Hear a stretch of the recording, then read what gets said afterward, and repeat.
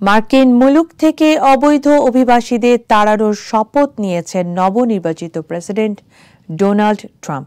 নির্বাচনী ক্যাম্পেইনে এই প্রতিশ্রুতি দিয়েছেন তিনি। সে কথা অনুযায়ী প্রথম ধাপে প্রায় 15 লাখ অবৈধ অভিবাসীকে দেশ থেকে তাড়াবেন তিনি। আমেরিকার ইমিগ্রেশন অ্যান্ড কাস্টমস এনফোর্সমেন্ট সম্প্রতি 15 লাখ অবৈধ অভিবাসীর তালিকা করেছে। এই তালিকা ধরেই অবৈধ অভিবাসীদের বিতাড়িত করা হবে।